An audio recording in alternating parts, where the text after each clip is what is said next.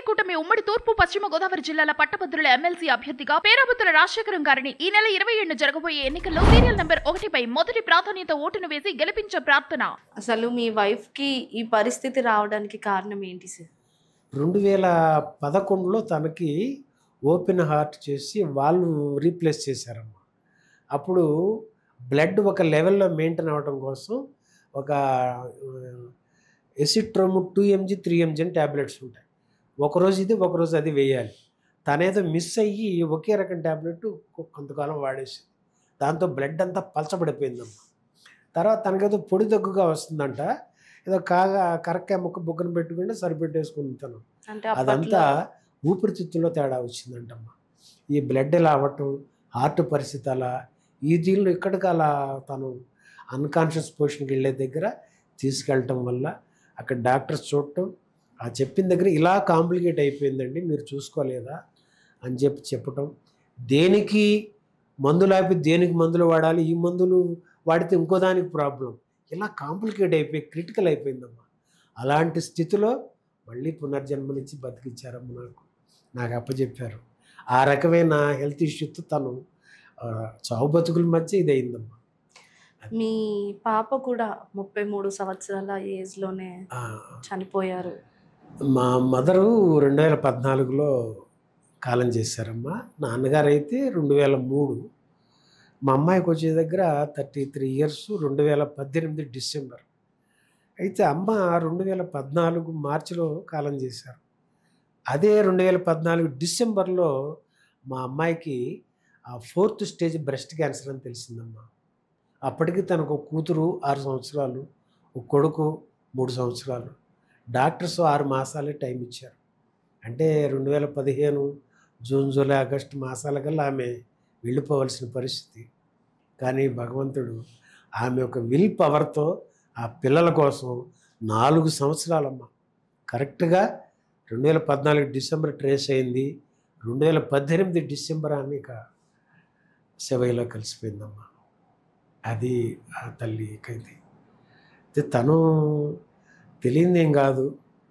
చావు అంటే అందరికీ భయం, అది ఎట్లా వస్తుందో మనకు తెలియదు. కానీ నా కూతురికి తెలిసింది. ఈ రూపంలో వచ్చి శివయ్య తీసుకెళ్ళిపోతున్నాడని, చనిపోతున్నానని తెలిసి 6 నెలల్లో ఆ ఒక మానసిక స్థితి ఏంటో గమనించాం మనం. ఆ స్థితిలో అరుణాచల రమణులు నా బిడ్డకి ఆ జ్ఞానాన్ని, ఆయన అనుగ్రహాన్ని ప్రసరింపజేసి ఆమెను ఒక మనిషిగా 48 నెలల పాటు ఆ ఒక రమణతత్వంతో తనను తను తెలుసుకుంటూ బ్రతికిందమ్మా. పిల్లలకి, కూతురికి 10 ఏళ్ళు వచ్చినాయి, బాబుకి 7 ఏళ్ళు వచ్చినాయి.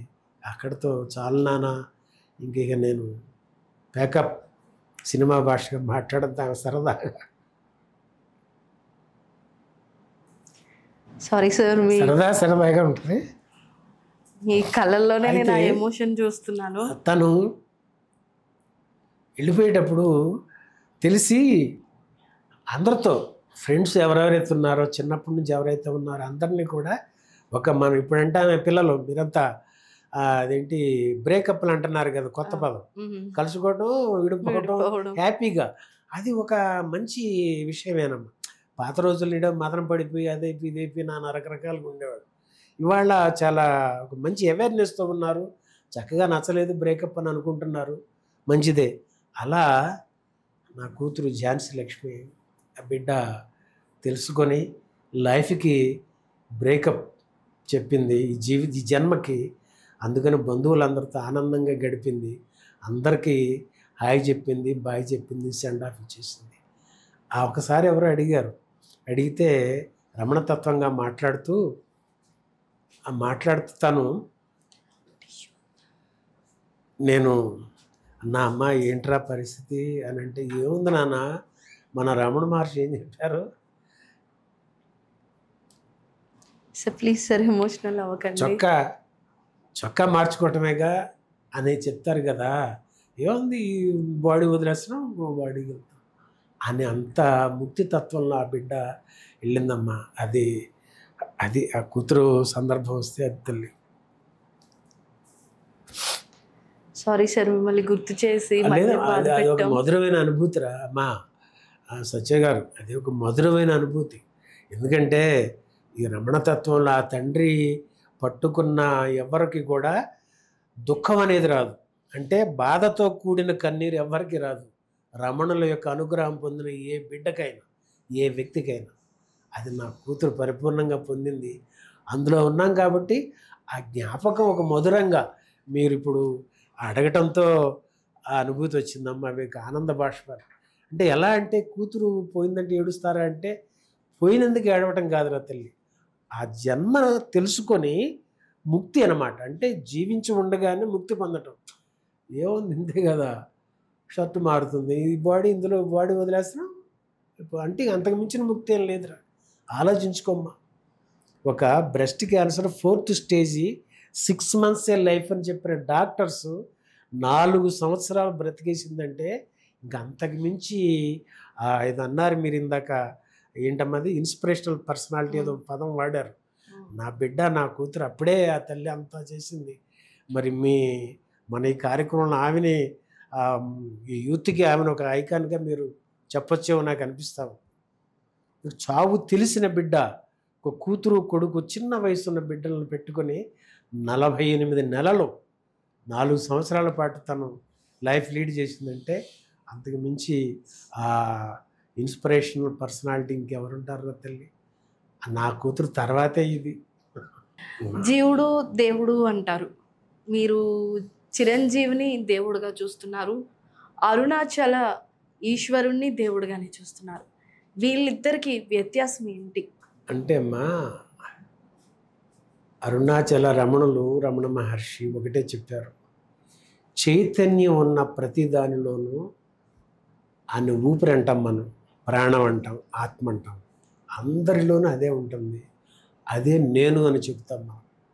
కాబట్టి మన పద్మవిభూషణ్ మెగాస్టార్ చిరంజీవి అన్నయ్య అన్నా కూడా ఆ బోళా శంకరుడు, ఆయన కూడా ఆ రమణలో, అరుణాచల రమణులక ప్రతిరూపంగా, ఆ కారణ జన్ముడిగా ఎందుకు చెప్తానంటే నేను ఆయనలో ఉన్న స్థితప్రజ్ఞత, ఎవరు ఏమన్నా కూడా చెల్లించరు ఆయన. నన్ను కాదు వాళ్ళు అనుకొని, నన్ను అనుకోవటం వల్ల, అంటే నన్ను మీన్స్ ఇక్కడ ఈ శరీరం మెగాస్టార్ ఎంతోమంది మానసిక ఉల్లాసాన్ని ఇస్తూ, ఎంతోమందికి ఆయన వ్యక్తిత్వంతో కోట్లాది మంది జీవితాలని మెరుగుపరిచిన మహానుభావుడైన కారణ జన్ముడు. అలాంటి వ్యక్తి ఏం చెప్పినా అక్షర సత్యంగా ఉంటుంది, స్వచ్ఛమైన మనసు అనేది. కాబట్టి ఆయన ఆ రమణుల అంశ ఈ రూపం తీసుకున్నారు. ఈ కారణంగా ఇంతమందికి సేవ చేయటానికి ఆయన, అంటే రమణులు 1950 ఆ సంవత్సరంలో ఆయన శరీరం వదిలేశారమ్మా. మరి అన్నయ్య ఆ సంవత్సరం ఇప్పుడు ఇది 70 ఏళ్ళు అంటున్నారు కదా, మరి ఆయన ఆ దేహం వదిలే అక్కడ ఈ దేహం తీసుకున్నారు. ఇప్పుడు వీడున్నాడు, ఇది 1961 ఈ బాడీ. అలానే జీవుడు దేవుడు అంటానికి ప్రతి చైతన్యంలో ఉన్నదంటే చీమలో, డైనాసార్లో ఎక్కడ తీసుకున్న ఆ చైతన్యం ఉంటుందమ్మా. వ్యక్తులంగా మనం ఉన్నందుకు అంతా దైవత్వమే. అన్నయ్యలోని అరుణాచలుడు మెగాస్టార్ చిరంజీవిగా, పద్మవిభూషణ్ చిరంజీవిగా నడయాడుతున్నాడు ఆయన, ఎంతోమందికి సహాయాలు అందించడానికి. మరి గ్లోబల్ స్టార్ చరణ్ బాబు రూపంలో రాబిడ్డు కూడా ఇక్కడ ఒక పక్కన ఉపాసనమ్మ. ఇలా మరి అటు పక్కన చూస్తే మన ఇంకా పవన్ కళ్యాణ్ గారు, అంటే ఇంకా ఆయన సేవ ఒకటి, రకరకాలుగా ఇలా.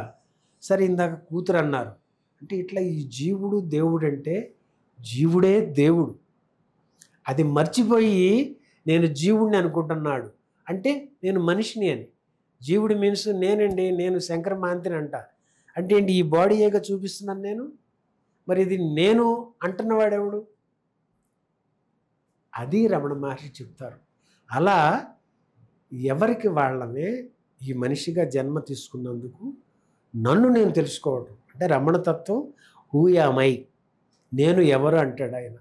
అలానే ఏ వ్యక్తి అయినా నేను ఎవరు అని తెలుసుకోవటమే జ్ఞానం, అదే ముక్తి.